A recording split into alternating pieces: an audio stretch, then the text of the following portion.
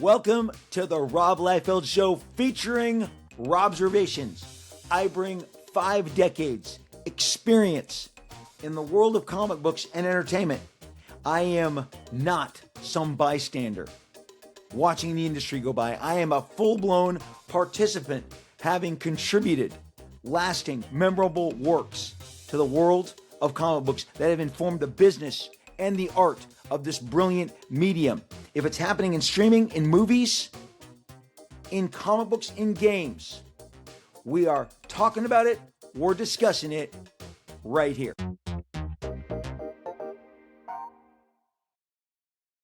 Hey everybody, and welcome to another edition of the Rob Liefeld Show featuring Robservations. I am your host. I'm Rob Liefeld.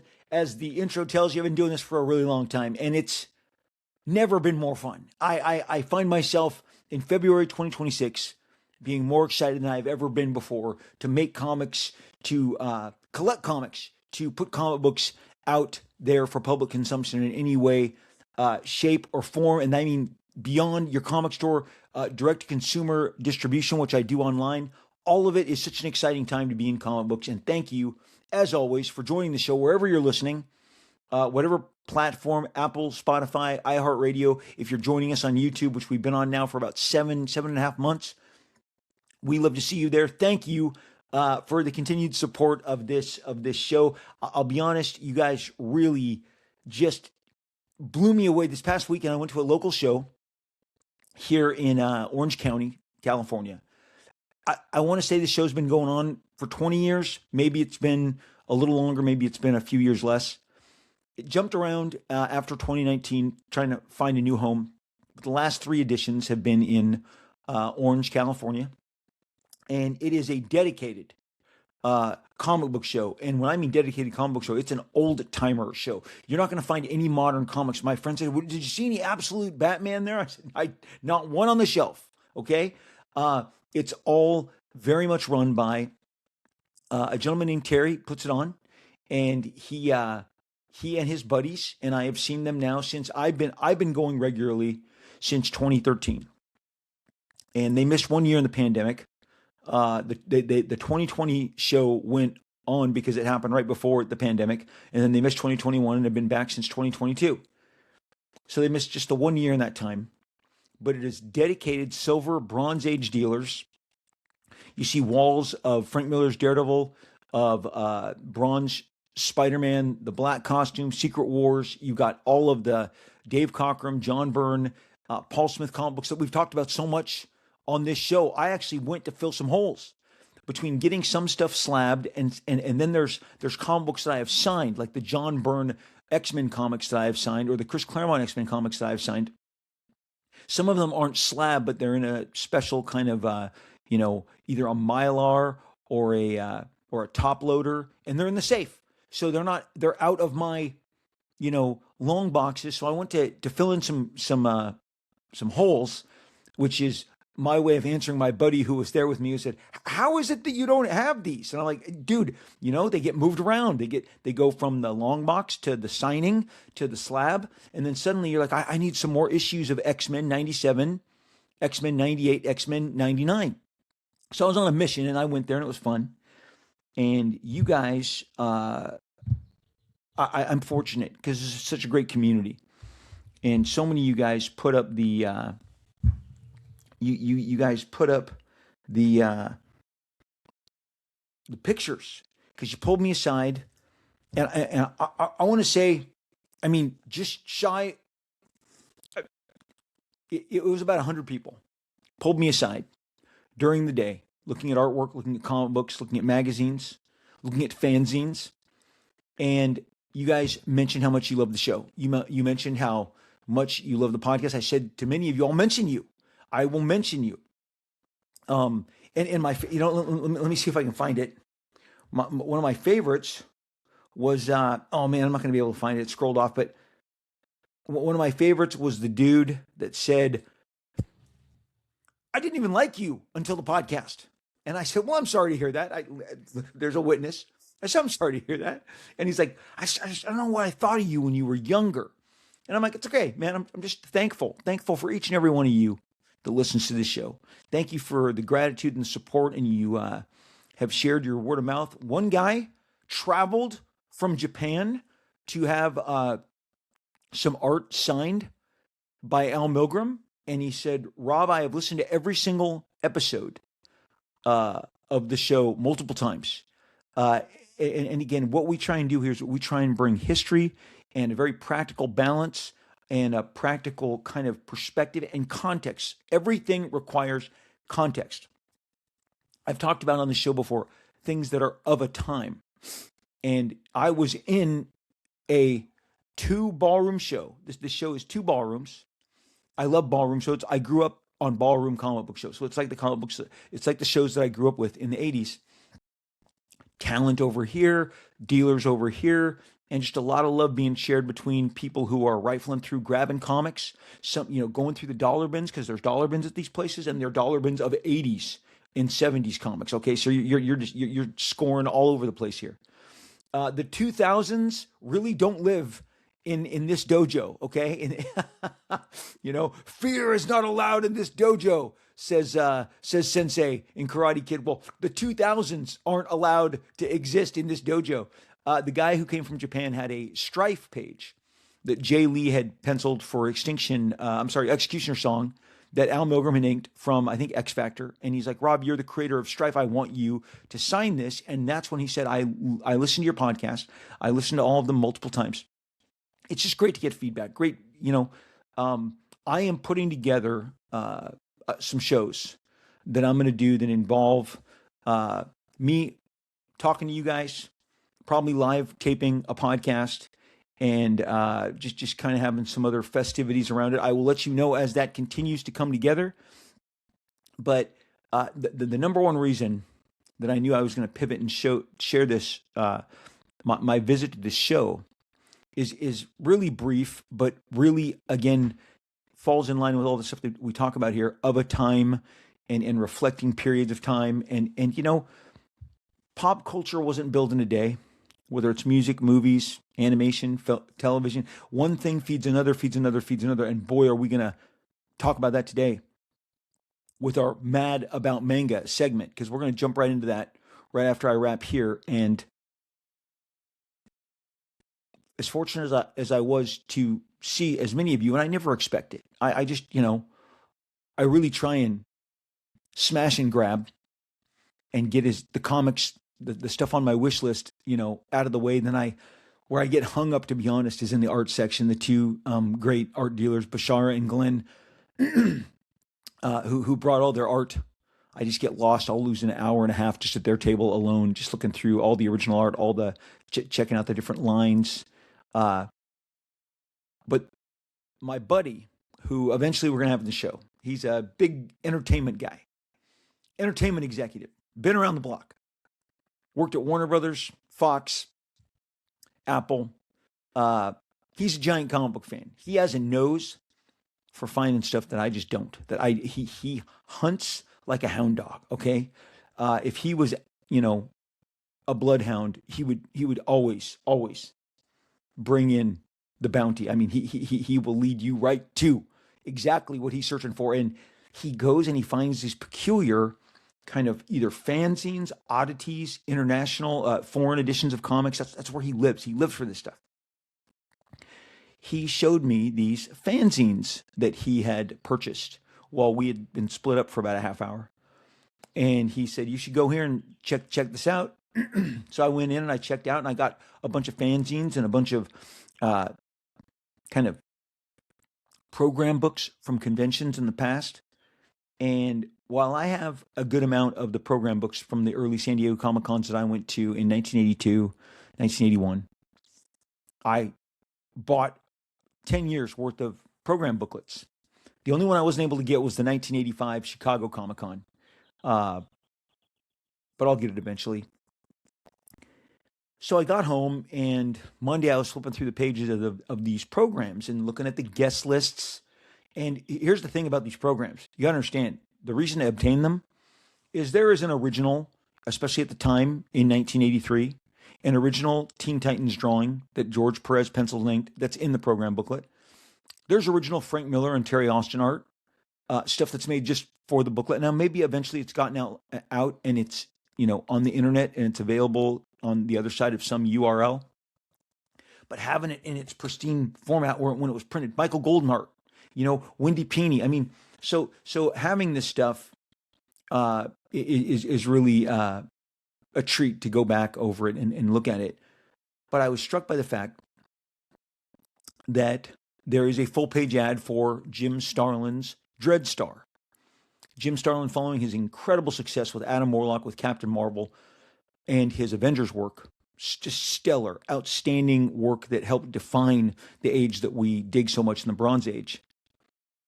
After he did that, he did a feature in a magazine called Epic, which was Marvel's answer to heavy metal. And he painted the stuff, and it's amazing, it's incredible, it's beautiful. And that was called Metamorphosis Odyssey. It's a mouthful. Well, he turned Metamorphosis Odyssey and those different chapters into Dreadstar, his creator-owned book, Dreadstar. Vanth Dreadstar, okay, is the guy's name. But the book, great name, Dreadstar. What a great name. Jim was always great with names, always great with concepts, and just a hell of an illustrator, hell of an artist. I've got Dreadstar in all of its various different editions over the many years. I think one of the most recent, I know there's been Kickstarters. I got the Dynamite collection about 10 years ago, and I continue to pour over it. And if I were to reach this far over to my left, I would be able to pull it out. I'm just a few feet short from grabbing it. Dreadstar, full page ad. Then you flip Howard Chaykin, American Flag. Then you flipped Mike Barron, Steve Rude, Nexus. We don't talk about Nexus a lot, but Nexus was like pristine A++ level execution of a kind of a space opera superhero in the somewhere between Space Ghost and Buck Rogers lied Nexus. And I looked and certainly this is the work that Todd McFarlane and Jim Lee and all my peers were looking at the time prior to us launching Image. Independent comics absolutely existed. Independent comics were thriving. You had First Comics, you had Eclipse Comics, you had Kamiko. Eventually, they all predated Dark Horse, but you had Dark Horse. Independent comic books were really something that was a big deal. And Dreadstar went from Marvel's Epic line to First Comics. It bounced around, and Jim could take it wherever he wanted. American Flag, another genius piece of work that was influential on both Alan Moore's Watchmen and Frank Miller's Dark Knight work. And I mean, you just would not believe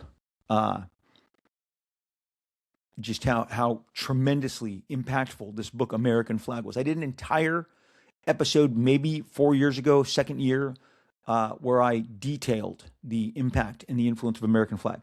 But you got this full page ad, American Flag. American Flag was exciting. American Flag was happening. And then, of course, Nexus. 3 independent comic books that I'm having to tell you about because for the most part, a lot of you guys either never interacted with them, never heard of them, or have forgotten about them. But in this period, in 1982, 1983, these were the biggest books of an age. These were the books that were instigating the chatter. There was lines for Starlin and Chaykin and Barron and Rude, the team that put together, Mike Barron and Steve Rude, who put together Nexus. And you just get a snapshot. And in that moment, I was taken back. And you got to remember, time stands still for no man and for nothing. And what defined one age, it is not necessarily going to carry into the next age.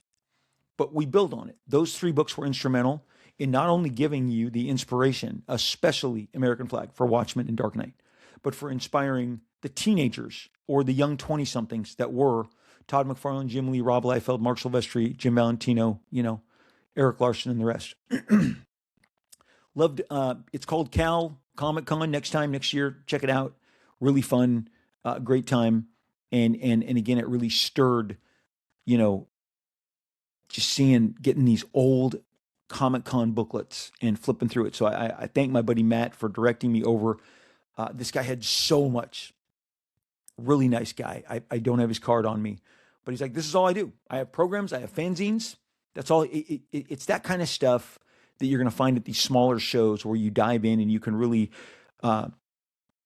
you know, investigate really important, what I call, time capsules of the comics industry, stuff that were bricks and foundations and important beams that were, laid that we could build on.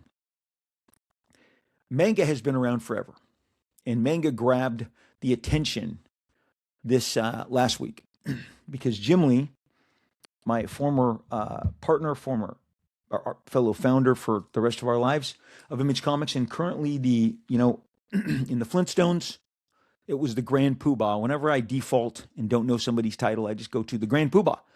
Jim Lee is the Grand Poobah. He's got the moose head, helmet on of DC Comics. We're going to get his actual title right here. I have got the article that came out last week. DC Comics boss says anime and manga's advantage over Western comics lies in storytelling and young people's desire to have something of their own.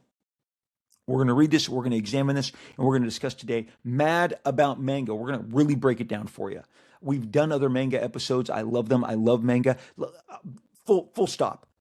I couldn't have been more excited to do this particular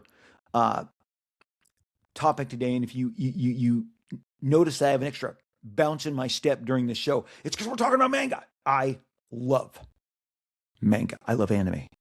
We're going to talk about it. We're going to discuss it. And we're going to start here with Jim. It says Jim Lee, DC Comics president, okay, and CCO and publisher, spoke to X Trend about his career, current trends, and the advantage that Japanese manga and anime have over Western comics. Jim Lee says that Japanese storytelling and Asian content more broadly is booming because young people want to discover something that is uniquely their own, perhaps rather than just inheriting current trends, and because of the nature of the stories compared to Western comics. Here's a quote from Jim. The stories told in Japanese manga and anime are incredibly powerful. I often find myself wondering what is missing in Western comics and why aren't they able to achieve the same flavor? Also, I think manga has an advantage over American comics, which are mostly about superheroes, and that's where the majority of sales and readers are concentrated. In Japan, it's much closer to literature, and anyone can read it, and it's not just hero stories. There's a much wider range of genres, like stories about cooking and soccer. You can draw stories from that. I'm very happy that manga has been so successful, but it gives me a bigger goal to aim for. The manga market is bigger than our industry, so the question becomes, what can we learn from this? Lee says that it's not just art styles, but the sensibility of Japanese stories, and later adds, another thing to add is that in the West, comics and animation have been considered children's media. As people grow up, they move on to live action, but in Japan, that's just not the case. Not only is there a wide range of genres, but adults also read manga and watch anime as a culture. It's an art that isn't limited to a specific age group. Elaborating on young people wanting something that is uniquely their own, Lee spoke about cycles in popularity, citing the huge manga boom in the 90s that was followed by a decline and then a bust in the mid to late 2000s, caused by several factors, including market oversaturation, quality declines, the rise in internet piracy, and the financial crisis, leading to crashes in the adjacent anime market and bookstore closures. Manga sales saw 2 years of consecutive growth in 2013 and 2014 for the first time since 2006-2007. This continued growth during the 2010s exploded in the COVID era boom. There's a really interesting video essay on manga's domination of the U.S. market and its boom and bust cycle. And they cite an article with a link by a guy named Matt with 6 T's. Okay, so that really wraps up Jim's commentary on it, and I'm so glad. It got link bait. There was a tremendous amount of link bait. Jim's a big figurehead. He's an historic, artistic figure, a legendary figure in the comic book industry, and he wears these Grand Poobah hats. CCO, president, MVP of DC Comics. So if he's going to talk about something, they're going to carry it. Jim Lee says anime is beating Western comics, all this stuff. Well, if you've been listening to the show for the last 2-3 years, and if you and I were to jump in the car together right now, and we were to drive to any of the Barnes and Nobles, those are the main bookstores in Southern California. Yes, there are Book Soup and, mom and pop bookstores. There's one in Orange that I frequent that I get really great, rare first editions. You want to Always find the used bookstores, the old mom and pop shops. Great opportunities to get some really treasured old paperbacks, old coffee table books, art books, whatever you're looking for. They've got so much. You can get lost in these places. But the commercial bookstores that are in your big giant malls, the biggest one is Barnes and Noble at Irvine Spectrum here in Southern California. And there's another one now at what's called the Outlets of Orange. We have a brand new one that opened in the city of Brea, and then there's one that's been in Orange. I'm sorry, in Buena Park / Fullerton for at least two decades, for at least 20 years. Barnes and Noble stepped in when the Borders Books and Music collapsed about 15 years ago, and they became the last bookstore standing. And then they started going out of business, and the Barnes and Noble's chains were closing. And of the 4 that I just gave you, 2 of those didn't exist a year ago. The new one in Brea and the new one at the Outlets of Orange are they've opened within the last 3 months. November, December, and January of this year is when they expanded. And the sections in those stores that are devoted to manga, they don't just outnumber, they dwarf the Marvel, DC, the Western comic book sections. At Irvine Spectrum, it is a massive, as I've said, 4, giant partitions that you walk through to go through all of the manga. A through Z, monster. Dozens upon dozens of people are there at any time whenever I go, off, midweek, weekend.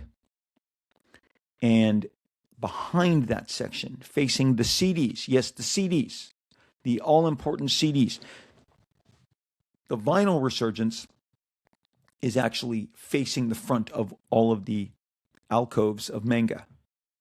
In the back, Marvel, DC, IDW, the Western comics get their 2 to 3 shelves that face a much tighter corridor. So Turtles, Deadpool, Spider-Man, Batman, this is the stuff that I've seen there. That they're facing the back wall where the CDs have a shelf. All of the manga is pushed out facing the resurgence of vinyl. My oldest son loves to collect vinyl and has for about the last 7 years. And so whenever we pop in there, he's checking out the vinyl and I'm in all the different alcoves. And we're talking 3 to 4 shelves high. Two. Oh my! It's so overwhelming, the amount of manga that they are displaying for you. And then there are the display tables that are in each alcove. And then on the outside, right when you walk in to the entire section with preferred, manga selections, basically the staff picks or what's new. And it's got little, staff picks, new manga. It has the favor of the store and is clearly keeping, the cash register ringing. I leave there with ample amounts. I cannot resist. My love affair with manga has gone back to the mid 80s when I first came upon Appleseed and Masamune Shiro. I hope I said his name correctly. Shiro's work really rocked my world, and I never let go. And I've got his art of books, and I've got basically everything Shiro ever touched. Dark Horse, or maybe it was First Comics, forgive me, one of the independent companies got the license and they started redoing Appleseed. Could have been Eclipse. And Art Adams did fresh covers for them. I already had the actual Japanese stuff. I've talked to you guys very frankly for years, because we're going to get into influences on today's comics in a minute. But whether it was Eric Larson and I grabbing copies of Berserker at WonderCon up in Oakland, California, and grabbing Appleseed, grabbing those mangas at the time, and Eric and I trying to like store up as much as we could. And why were we doing it? Because the images and the action and the choreography and the actual drawing and the rendering completely blew our faces off. To this day, the manga that I'm going to show you right here is more exciting than any American comic books that I've been experiencing in the last decade. And that is a through line. And if you haven't bought into or are not aware of or have not been exposed to what's going on in manga, then I would suggest that you try it out because it will stimulate you. Jim mentioned comic books about soccer. I'll show you a couple of them here in a minute. There's some of my favorite books that I've been buying. There have been manga books about basketball going back 20 years or longer. Their sports mangas are fun. They capture great action poses. They put you in the middle of the soap opera of being on a soccer team, on a competitive soccer team.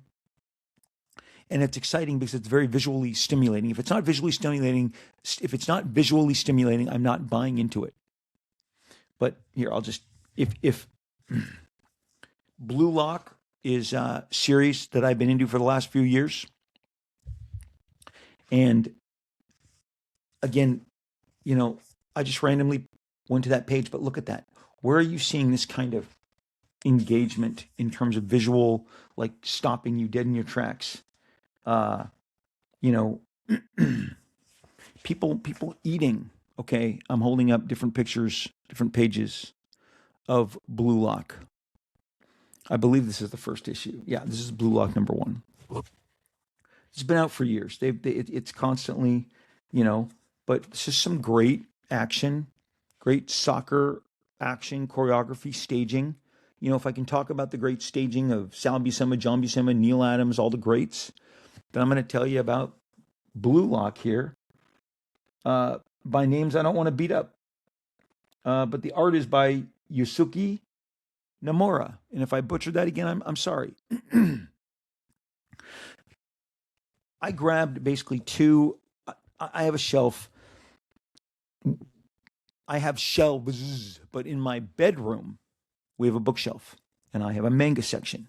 Just as I have a manga section in my studio here. It's all the way across there. And there are 3, I don't want to say, let's call them stacks of manga from the floor up on the other side of the spinner rack over there on the floor. Up in my other kind of studio room, as kids move out, I take over the rooms in the house. There's even more manga, and then there are the boxes and the boxes and the boxes of manga that are in the garage. And then my son Chase has what I just said about the stacks. He has a wall-long shelf that is stacked, and I would say there are hundreds of manga right now on his shelf, and that is a passion that he at 23 and I at 58, and we've been doing this since he was 10 years old, sharing a passion for manga. Jim is correct in talking about all of the different genres that it covers, and I think there is a giant reason for so much of its appeal. Along with Blue Lock, again, the soccer manga, and that's just it's a soap opera, but it's built around soccer around, and then there's freaking Gantz. You want R-rated, sci-tech action? Gantz. Gantz is the absolute, just vicious, incredible, action-packed, like Cyclops. Of course you've heard of Naruto, okay? Of course you have. Okay, this is issue 8 of, what are they on, 80, 90, more? And then there's Baruto. There's Naruto and Baruto. And these are phenomenal. Look at that cover. Look at that gesture. Look what's going on there. Recent years, I've gotten into Kingdoms of Ruin. There's not enough of these. I can't get enough of these. Kingdoms of Ruin is more fantasy, sci-tech, the horror of Jujutsu Kaisen, okay? Jujutsu Kaisen is more of a horror gore, but also tremendous action. I mean, look at that kick. Do you feel that kick right there? Okay, I'm just holding up pages from Jujutsu Kaisen. and it's a little more vicious, more violent, more gore filled. And the winner and still champion, right? Attack on Titan. Attack on Titan. What I don't have is Kaiju. My favorite is Kaiju number 8.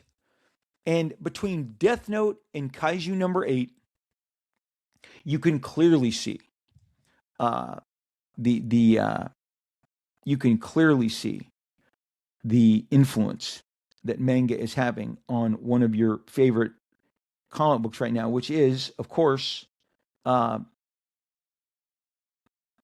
which is Absolute Batman.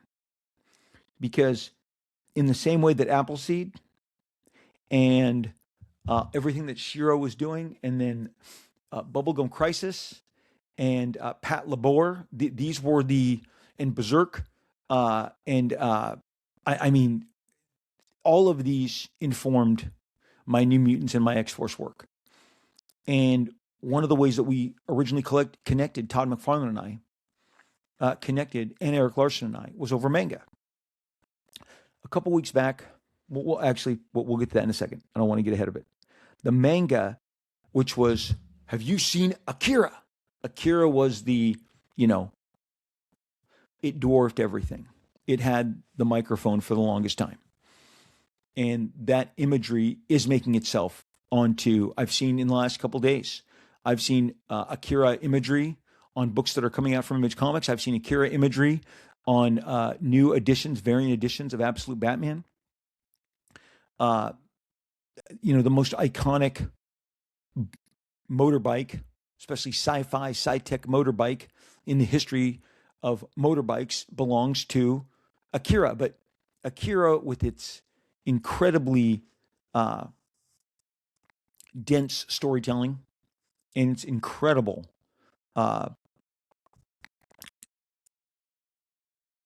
graphic representation, and we're going to get to that. It's the one book that I might think of the backgrounds before I think of the figures and the faces. But those are stellar. Akira really attacked the culture in the late 80s. I remember Jim Valentino, we should have talked about it. Myself, Jim Valentino, Brian Murray. There was an art house movie theater in Newport Beach that was showing Akira. Akira was making its Western debut, going around doing limited showings. And in 1988, 1989, we all went and saw like a 9 o'clock, 10 o'clock show, and we were blown away by the actual anime, the cartoon of Akira. And then, of course, we all wanted to consume the Japanese books that had created this incredible story. And then Marvel announced that they were going to be collecting it under their Epic banner. And they're going to go one step further. You're going to get colored versions of them. And the great Steve Oliff, who went on to color Spawn and Youngblood and so many of your other favorite Image comics, especially in the early 90s, was the guy tasked with coloring and bringing Akira to the Western audience with his fully rendered colors, which it was just an incredible compliment. These are the things that we talked about. And if I meant to say this at the top, but it's better to say it now than never. When I speak to you in this manner, in this podcast, this is the stuff that I talk to on phone calls with all my friends in comic books and entertainment. The stuff that we talk about is the stuff that makes its way to this. So when you are talking to me, I'm basically giving you breakdowns of the conversations, the phone conversations that we've had in the recent days, sometimes hours. So this is the kind of stuff that occupies our conversations, our imaginations. It's the subjects that we discuss ad nauseum. And when it comes to manga, I am completely 1,000% sold out on it, and I have been, again, since I encountered it. When I was a kid, I talked to you in an earlier podcast, I was raised on Gatchaman, which was called Battle of the Planets, on Giant Robo, on Johnny Socket, and Johnny, is it Johnny Giant Robot? And then the cartoon Giant Robo, Ultraman. Some of these are live action, some of these are anime. Kimba, which is really laid down the foundation for the Lion King. See, this stuff has been influencing, and I got this on my UHF channel. I got this stuff on my UHF channel where I had to work. You guys didn't have rabbit ears, but I had to work the rabbit ears on my television to get the UHF channel, which was a different setting on the television away from the network, the standard. And one UHF channel, channel 52, would give me all of this anime and this all of the anime that I was consuming. And it all Battle of the Planets and what was called Gotcha Man to me was, yeah, Kimba the White Lion is a cartoon that was serialized from 1954, but I watched it every morning and I loved it. And it was very much the basis for what you eventually saw uh, under the banner of the Lion King. Very influential. Starship Yamamoto, all of this stuff was just, man, stuff that I just consumed, uh, you know, at a rapid pace as a kid. I couldn't get enough of it. On the off chance, because of course in Southern California there were a lot of Asian markets, dedicated kind of Asian malls. And when I would go there and I'd see their toys and their collectibles and their art, I would beg and beg and beg my parents to take me back because I always walked in underfinanced, but then wanted to plan, how do I get back? How do I find more of this stuff? Um, uh, the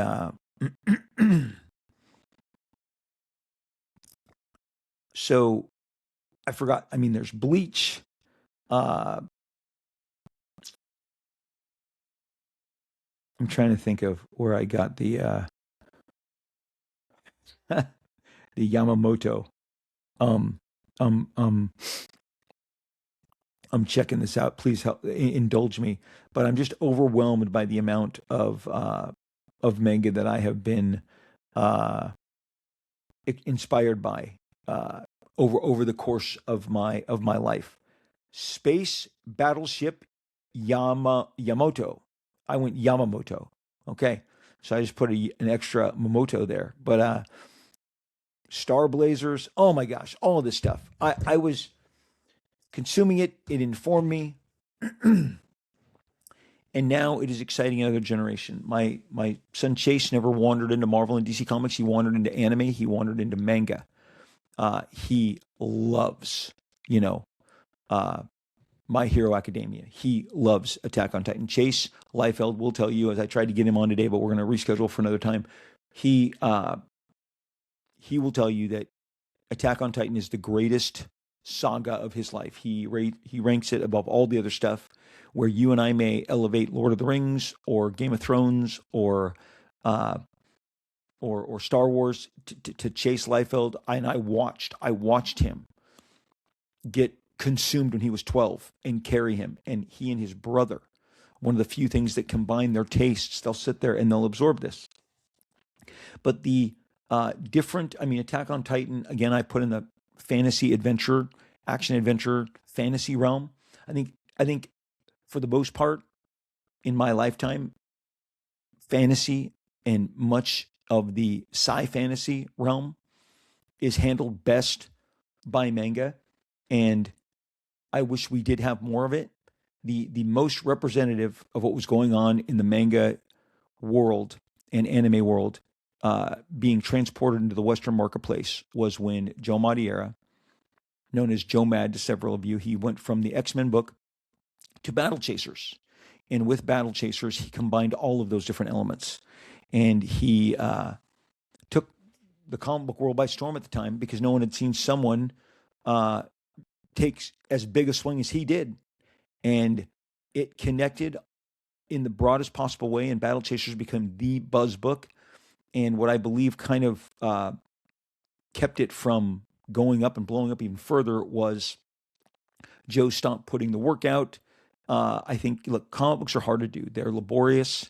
They take tremendous discipline. And I'll be honest, there's not a day that I am drawing a page where I know that there is something I could be doing that is more advantageous for my career and for my pursuits, for my family, than drawing a comic book page and investing that many hours per day.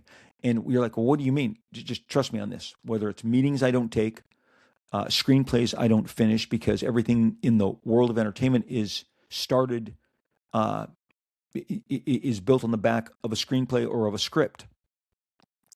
I'm like, I'll get to that. I'd rather do a page or two, and then a month later, I'm wrapping up an issue and I haven't written anything, and there are people waiting on me to write things, but I'm totally engaged. Now, some people step away and they're like, I can't give my time to this. Now, we're going to dwell on the time given to a page because this is one part of manga that Jim is not addressing. The part of manga, when I see people clamor around it, no matter what bookstore I'm going in. And of course, if you go to a convention floor, we haven't talked to convention floors, but a standard giant New York Comic Con size, San Diego Comic Con size, and then, again, outside of the United States, whether it's La Mole or some of these big international shows. I mean, the anime and manga components are as big, if not bigger, than the Western comics components for a reason. Whether it's the vinyl dolls, the action figures, the models, the games, the posters, all of the paraphernalia. These are giant brands. Attack of the Titan is a global monster. My Hero Academia is a global monster that competes with and is probably in many territories more popular than Batman and than Spider-Man. And like I said, right now, whether it's Blue Lock, whether it's Kingdoms of Ruin, whether it's Kaiju #8, those are the comics those are the collections that I get the most excited about. Those are the comics that I am the most thrilled to interact with, more so than Western comics, because Western comics have absolutely put a bit of a restraint on themselves in terms of the costuming, in terms of the imagery and the imagination that is brought to these. We seem to be stuck in this trope. I'm trying to break out of it myself with my own comics and kick down the door and try and do things that are more expansive, more imaginative, that leave just the standard tropes of comic book superheroes behind.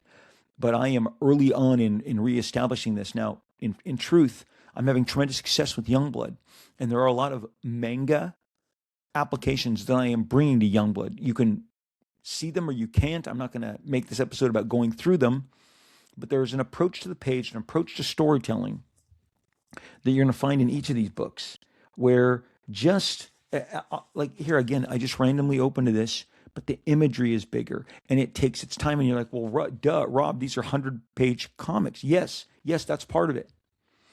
And when I do manga editions of my Youngblood comics, I've only got 2 of them out yet, but 3 and 4 are being done. And they'll be, when they're all completed, I'm going to do a Youngblood manga edition that is this thick. It will be several hundred pages. But people love the grayscale. They love the added violence and blood that we bring to them. And my work, surprisingly, because it's intended from the outset to reflect that energy of manga, my work really lends itself to the black and white, patterned, screened, the speed lines, the blood, all of it. So I'm excited to further that.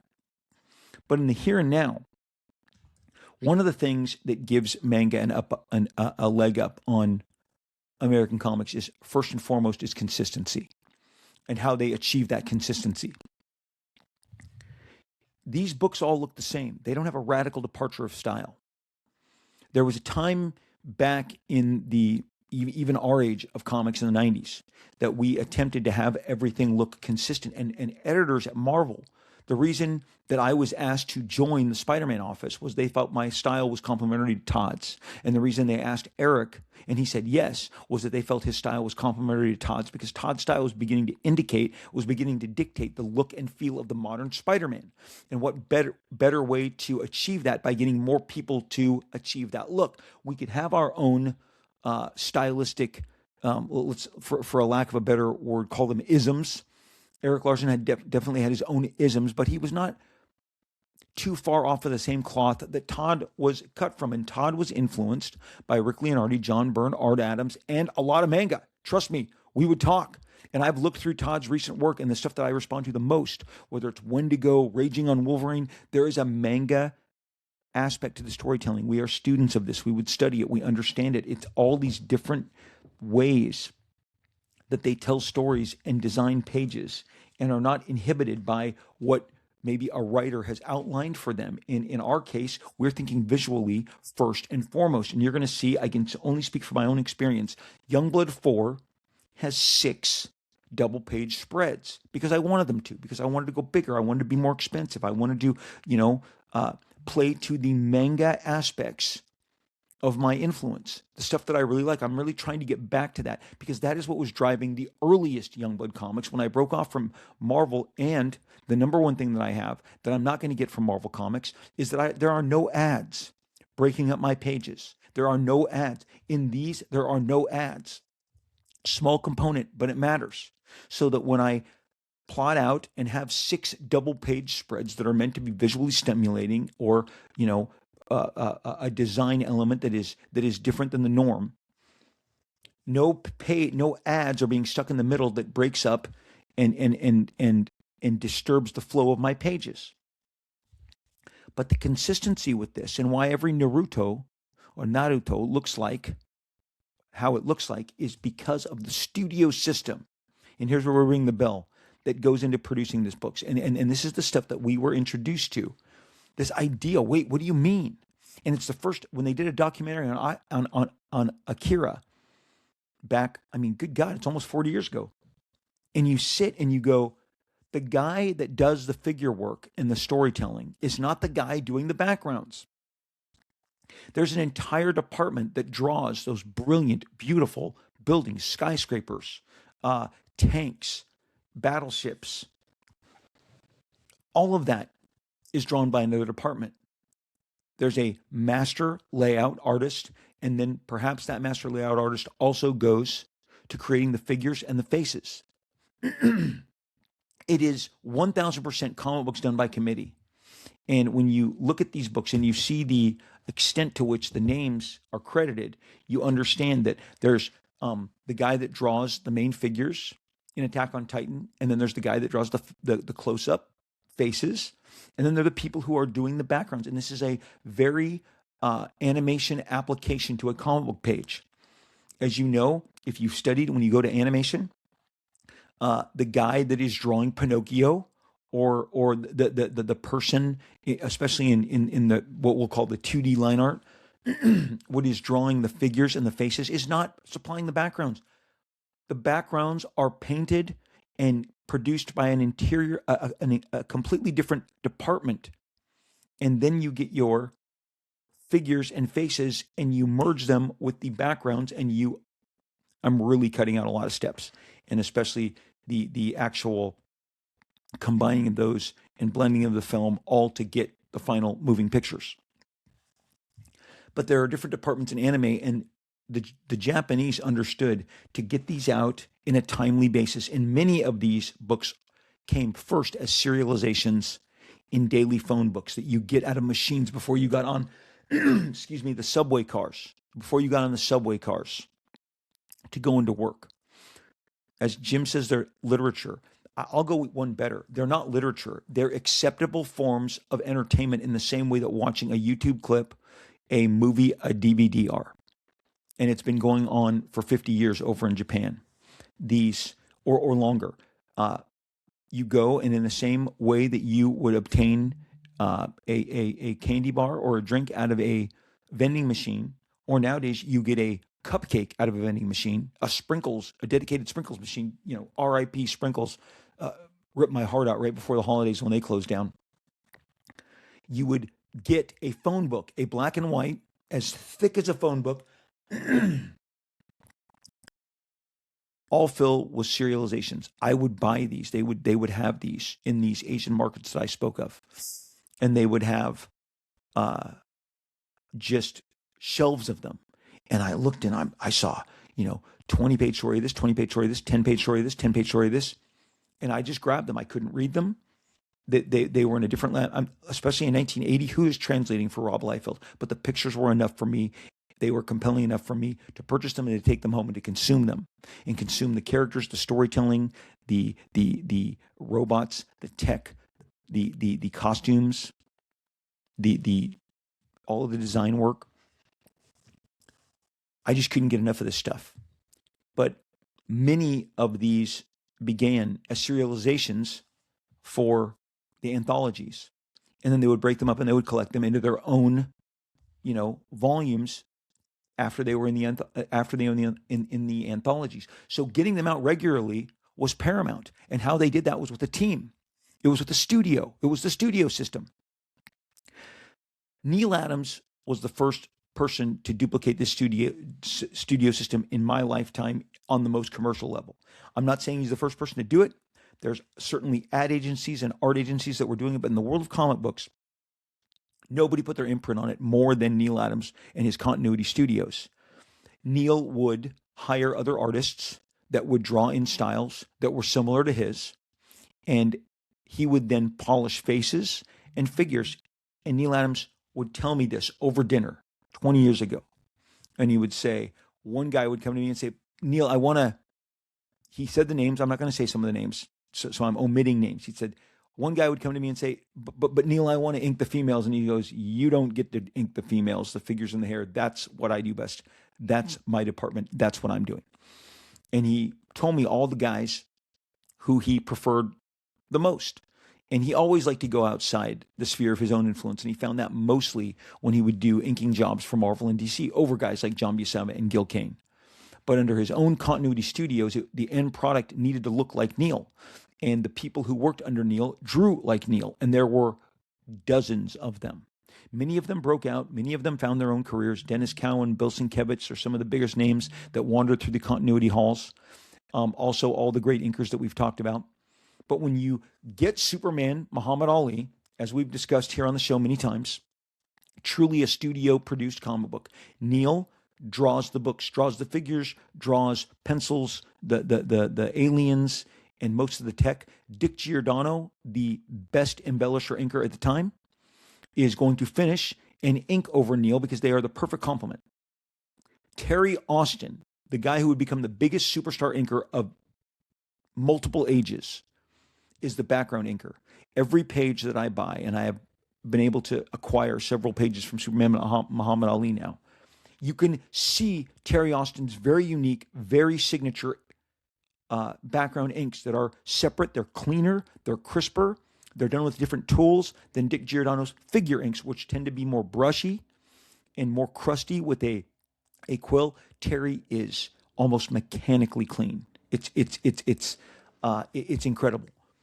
That is a studio system with which they penciling of figures and faces, inking of figures and faces, inking of backgrounds. Now, possibly Neil had backgrounds drawn by somebody else. I'm going to get to that in a minute. Again, what makes these mangas so consistent? Let's get to the consistency. If you're going to grab one issue of Blue Lock and another issue of Blue Lock, they all look the same. In the Marvel that I was growing up with, there were certain styles that they tried to stay within. And if they got an inker or if they got a penciler that was too far removed from maybe the consistency of the style that you were getting every month on the Avengers, they tried to pull in an inker that would then pull that style closer to what you were getting. Many of you saw me leave X-Force in the 90s, a book that was selling in the millions. Bob Harris went to an artist who did not normally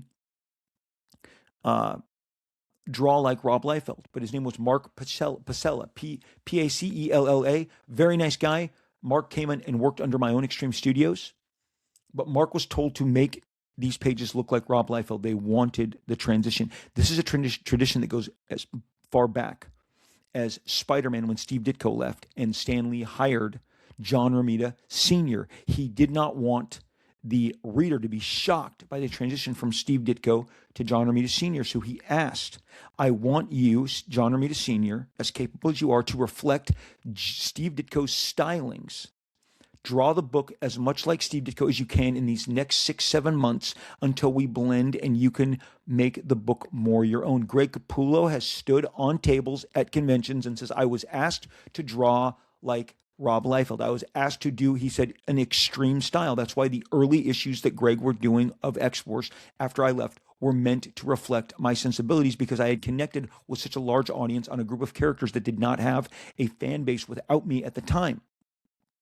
There was no dedicated fan base for Cable and Deadpool and Domino outside of me. So they didn't want to veer from anything that looked radically different than me. This is studio thinking. This is Japanese manga studio style thinking. Neil Adams, the fact that when I grabbed a Ms. Mystic or I grabbed many of his other comics and I couldn't really ascertain at 15, 16 years old, what is Neil doing? Because it all looks like Neil Adams is a testament to what Neil was putting together and reflecting what was going on under the Japanese studio systems that were giving us all of this manga.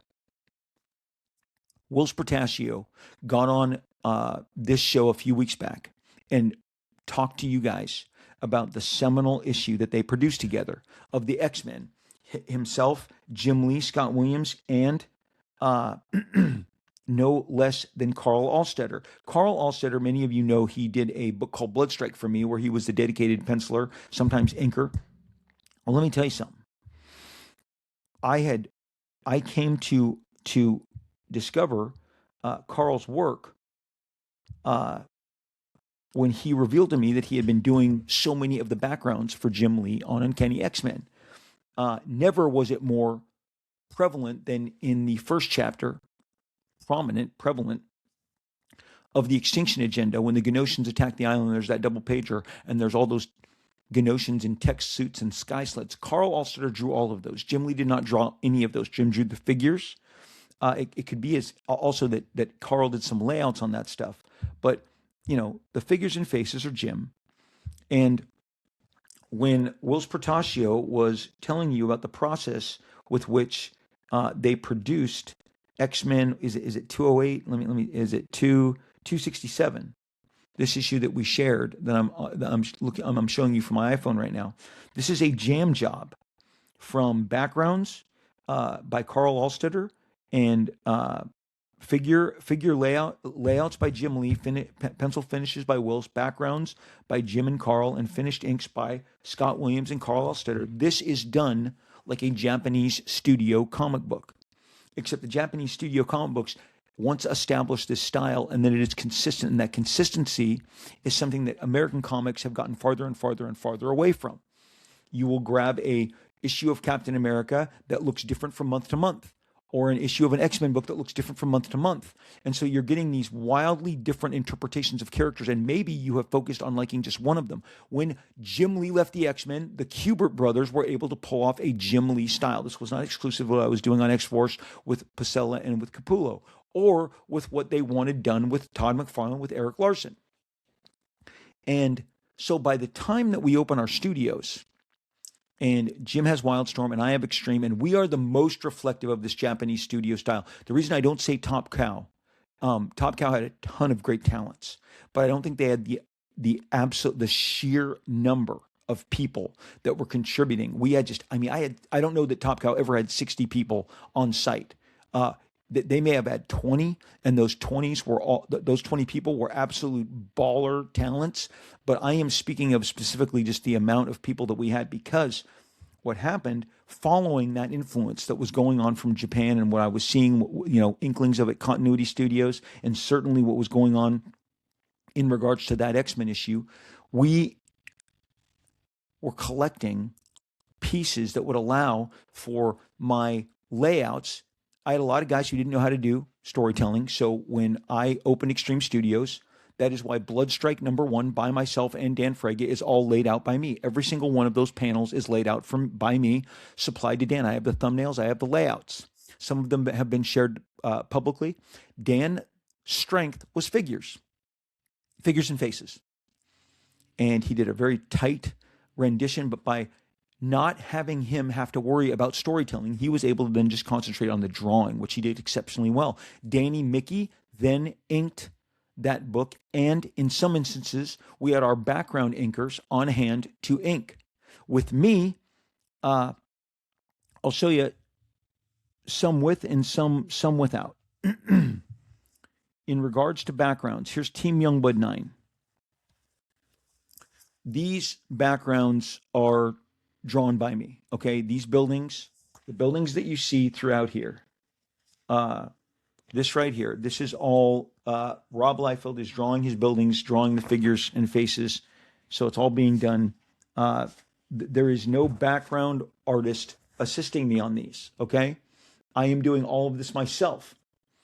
But on Youngblood #1, it was reprinted as Youngblood Deluxe not so long ago. I was doing this and X-Force simultaneously. A gentleman named Richard Horry was brought in, and Richard Horry penciled all of these buildings. And later on, let's see right here, Sentinels. Let's see. These buildings right here are drawn by Richard Horry. Horie. Richard Horry would go on to be one of the dedicated background artists in our studio. And there was a few other guys that we brought in. And whether it was myself or Dan Frega or Murat or anyone else who was walking through our door, they had the option of utilizing a background artist. You just want to do the figures and the faces, perhaps sometimes over my layouts. I did layouts for Dan Frega. I did layouts for Jeff Matsuda. I did layouts for a gentleman named Cedric Nacone. I did layouts for Mike Mignola while I was at Marvel. I'm forgetting the others that I've done. I've done layouts for Todd McFarlane. I've worked from layouts from other greats as well. Keith Giffen was somebody who gave layouts for almost every job that he would write. He wanted you to follow from his very capable, very inventive layouts. When you have the storytelling taken care of, then you can focus on what you do best. And in a studio system like Extreme, like Wildstorm, which had their own complement, I only know the details from my studio. But again, when Carl Alstetter came in, Carl had told us the stories of all the backgrounds that he had supplied on the Jim Lee produced comic books while he was there. We then implemented that. We not only had background pencilers, we had background inkers to keep the trains running, because at one point, and I've showed the charts here, in 1994, the Extreme Studio family of titles was the #2 family of titles in the comic book industry after the X-Men. And it was above the Spider-Man and the Batman and the Superman family of titles. And we produced less titles than some of those families, but we had higher sales per capita. But we were putting out 20 books a month at 22 pages each. So you can imagine the amount of work that was going into each and every page. And we had adopted a manga style to doing our backgrounds. The guy, and also, when I don't want to limit it to backgrounds, but when it comes to effects like speed lines, I would hand my page to somebody and say, do these speed lines. Now, in many instances, especially back here in Youngblood 4, I was doing the speed lines myself. These speed lines, I ruled myself. I'm holding up a panel with Shaft. These speed lines, I ruled myself, okay? I did that background paneling. That's all me. But again, if I show you that's Youngblood 4, if I show you the different pages, this page right here, these are backgrounds by Richard Horry. This is with a studio. I'm doing the layout. I know where a background's going to go and where a background's not going to go. So I would give it to Richard Horry. He would pencil it. In some cases, ink it. In other cases, not. But again, the trains run on time and the consistency is there. And it's all in the interest of getting the product out at the highest possible quality with the most familiarity, so that you're not jarred by, whoa, what's going on here? Okay. And that is where not only the topics that are covered in the manga books, which are from Western to fantasy to horror, it's also consistency. And I wish that Jim had dived deeper into that, because he knows as well as anybody that you got one guy doing the faces and the figures and another guy doing penciling the backgrounds, another guy inking the backgrounds, guys, women, men, groups. And then there's the speed lines, the application of the speed lines. I know there's other places here. Again, in instances such as this, I just did all of it. All of these buildings are done by me. But if I had wanted those buildings to be done by Richard Horry, I would have gone out and gotten Richard Horry. You know what? Here's perfect. I did not draw this. That ship is my layout, but that ship right there is drawn by Richard Horry. So in the same book where I'm showing you, I'm having fun doing these buildings and doing these backgrounds, this ship was drawn, the details, by Richard Horry, and then possibly inked by a background inker. Maybe Danny did it himself, but We had all manner of different people helping, background inkers, background pencilers, all to keep layout artists, all to keep the studio going and to keep the look of the books the same. Can Marvel and DC do something on that level? It would require hiring and loaning out a studio style system with which to produce it. Do I believe when things have consistency and look the same, they are embraced more easily, and the consistency with which the book is created also fosters more favor? I do believe in that. Continuity started it in on the shores of the Americas, as far as I'm aware, in regards to the stuff that my eyeballs were encountering. And again, you go back as far as Stan Lee. John Romita Sr. also followed Kirby on Fantastic Four when he left, and Stan said the same thing: make it look a little more like Kirby in these interim issues until we settle on which way we're going to go. We don't have that same applications to today's comic books. People aren't trying to keep them as consistent. And that's one thing Manga has, is a consistency to the quality, which is created by an army of people putting out all of these books. And you're getting complete adventures, but it's not just the different worlds that people are able to entertain. The volume with which the work comes out, the consistency that the work reveals, is a result of this studio system that you find predominantly in the world of manga. So I'm pretty sure I laid all of what I wanted to lay out to you in regards to the manner with which these books are created. If you don't know this, Google it. Look into this. Look at all the different studios that go into. One man is never creating any of this work on his own. The volume of the pages is too much. So it is by committee. And here's the great thing. It is with great pride. And I feel like what I was showing you here was done with great pride. When I would show you the different people that were coming together to create the work here. Now, some guys will be like, I don't want somebody to draw my backgrounds for me. I don't want to. Well, that's their, certainly their prerogative.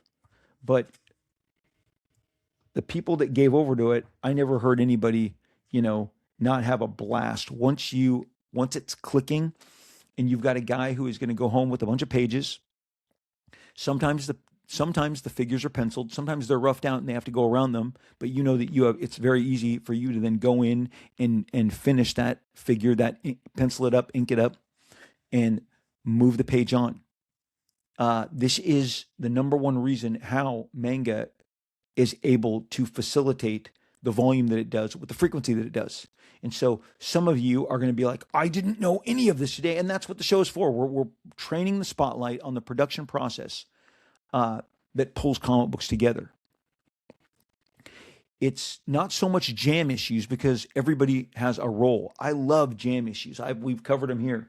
When, a job is behind and they hand different pages out to everybody.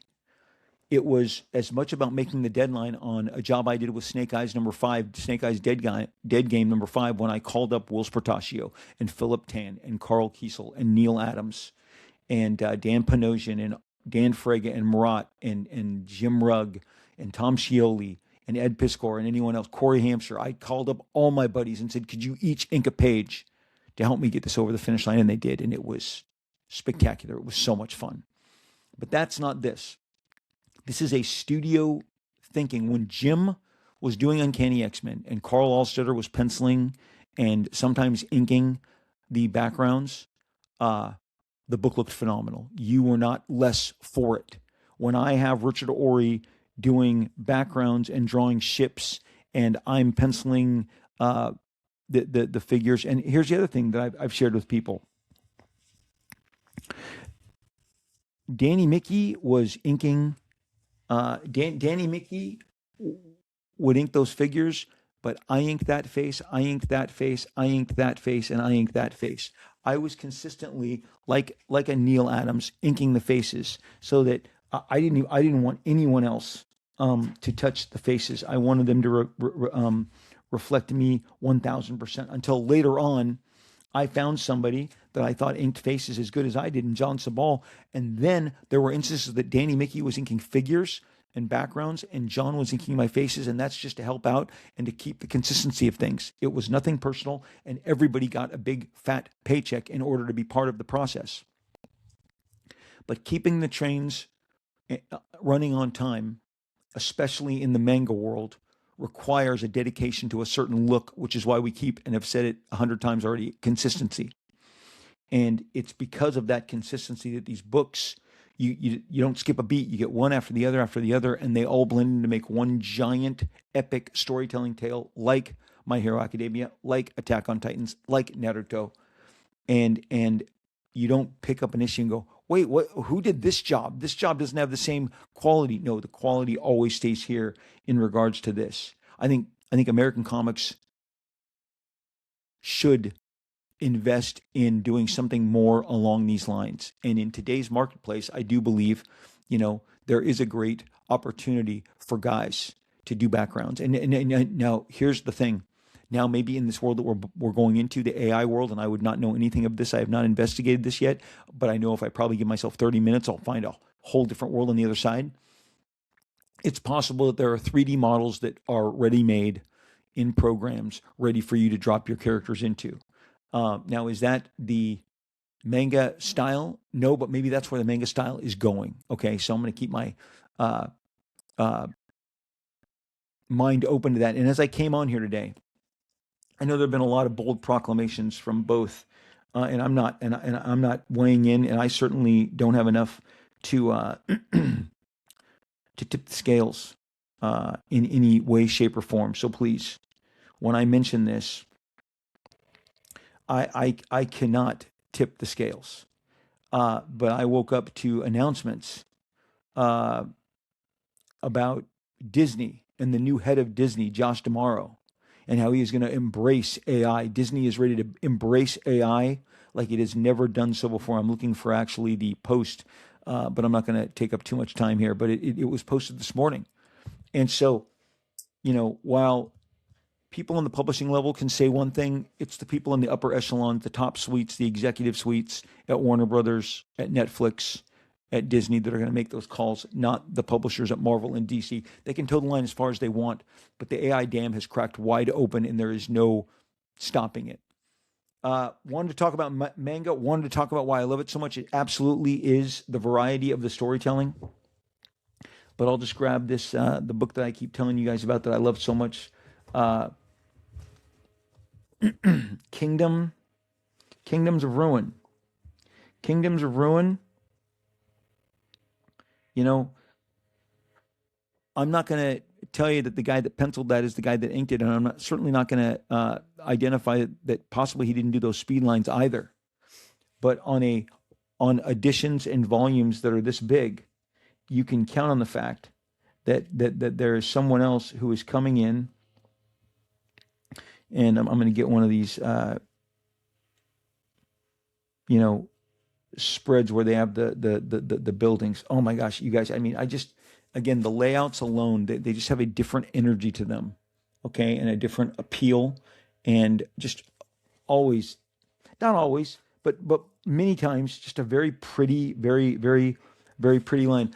The guy who's doing the figures is not the guy who is doing the backgrounds. Okay, this is all part of this incredible studio system that creates the work as we are able to engage with it. And packages are always very consistent. That's the word of the day. Guys, we love talking comics, and manga excites me in a way that I just don't get excited anymore. I am more excited about manga than at any time. I just love this stuff. There's so much of it. When you look at Absolute Batman, and you look at some of the ways that it has achieved its success in this last year, Nick Dragotta is definitely investing in a manga-style approach to his storytelling and to some of the page design. Again, somewhere between Death Note and some kaiju stuff, you can find inspirations that led to their rendition of the Joker, in the same way that you can look at Appleseed and you can see many of the lead characters in Appleseed and how If you combine them all together, they were the reason for many of the looks that I supplied cable, especially very early on in my depictions of him. Manga is a great source of inspiration, and the more that I see some of this stuff come into the Western comics, especially stuff that is as popular and as notable as Absolute, it's exciting because it's just exciting. We all, James Cameron will tell you he was inspired by George Lucas. Steven Spielberg will tell you that he was inspired by James Cameron. Christopher Nolan will tell you that he was inspired by Cameron and Spielberg. Influence is great. It inspires us. It shows us what's possible, and then we take our swing at that thing that inspired us in the first place, and we try and get something in flight that is of similar excitement. So there you go. Mad about Manga. Hope you were mad about it. Hope you enjoyed it. I love the manga, and this is not the last time that we'll be talking about this. Thank you for participating in the show. When I'm not doing the show, you know where to find me. I am on X social media. I am on X as Robert Liefeld, RobertLiefeld, blue check, tells you it's me. I'm reading your messages, your DMs, your replies, your comments. I love interacting with you. I love that we are talking to people all over the world. A guy from Sweden talked to me this morning. I mean, when's that happening? Like 20 years ago? It's not, but it does in an instant. And we can talk to each other, back and forth. It's just such a blast how connected we are. Over on Instagram, I am at Rob Liefeld, RoBLiefeld. Blue check signifies it's really me. Again, I'm reading your comments, your replies.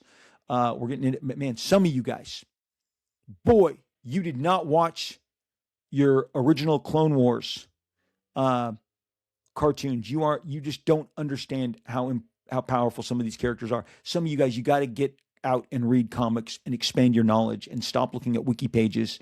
And the wiki is never going to catch up to the actual comics. And if you aren't aware of the fact that Wonder Woman beats Superman in a seminal story, then maybe make that part of your research before commenting on it. It's hilarious. The Instagram responses are crazy. We're doing all sorts of comparisons and bits. And the ways that you guys respond to it is always very telling to me. I enjoy all of it. I hope you're enjoying it. Instagram, Rob Liefeld, RoBLiefeld, blue check mark signifies it's really me. I got the check on the TikTok. I'm Rob Liefeld with the blue check over there too. So, real Rob Liefeld is my handle. Real Rob Liefeld, blue check. That's me hanging out with you, responding to your DMs, your messages, your comments. Thank you for hanging with me on TikTok. We have a group at Facebook. Rob Liefeld, Marvel, Extreme, and Beyond is the name of the group. Myself or Terry Sala, Sala, will click you all the way on through. We can't wait to see you over there. We have a great group, up with people, great vibes, great art, great shares. Come see us. Rob Liefeld, Marvel, Extreme, and Beyond. Rob Liefeld, Marvel, Extreme, and Beyond is our group over on Facebook. We will look to see you there. I do live streams, whatnots. I've got exclusive Thundar the Barbarian covers that you can't get anywhere else.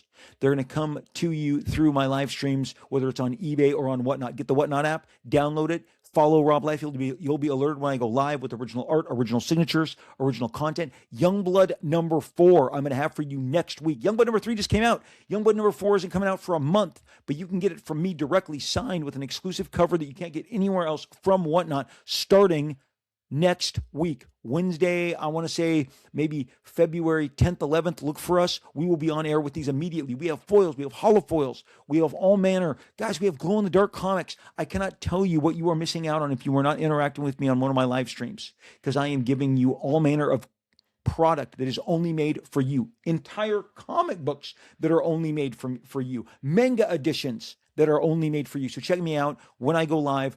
Follow Rob Liefeld on eBay, on Whatnot. Download the app. Look for me. Follow me. We will look to see you over there during one of our epic sales. Guys, I am so amped. I'm so excited. I love talking comics. I love the feedback. I love the fact that we have these great discussions and these great times where we just hang and talk comics together. I hope you're doing well. I hope you are doing exceptionally well. I hope the 2026 has been kind to you so far. I hope all of your dreams are coming true. I hope your opportunities are robust. I hope that your relationships are fantastic. If the world and the grind is getting to you, step off, step away, take a day off. Take a week off. Do what you need to get right. The world can burn us out if we allow it to, if we just allow it to consume us. We need rest, and we need enjoyment, and we need love, and we need interaction with others in order to feed us. Watch that great streaming show, get that great graphic novel, go grab some kick-ass manga, watch that killer anime, get that, have that ice cream sundae. I had one last night. I know of what I talk. I had a Hershey's. I didn't have a big cup. I had the jumbo cup before I came on this morning. If you're wondering where the energy comes from, it lies in, wait for it, Mr. Willy Wonka in Tim Burton's epic rendition said it the best. The coca bean, not the cocoa bean. Say it like Johnny Depp says, the coca bean. It's the coca bean. The coca bean is where it's at, baby, where the chocolate comes from. Where that chocolate on that jumbo cup. Have you seen them? They're gigantic. They're bigger than the big cup. I'm going to bring it sometime in the next 6 years and show you guys. Have that sweet treat. Have that time away. Go get lunch, get breakfast, get a coffee with your buddies. Expand your mind. And you know what I say? Give love, receive love. Okay? That's what I'm about, people. I hope you're doing well. I'm sending you all my good vibes right through this blue Yeti mic. Boom, boom, right here. Take care of yourselves. Come back, right here, right there. That's where I'll be. Swing by, pick me up. We will most definitely, absolutely, drum roll, please, inevitably, we are going to talk again real soon.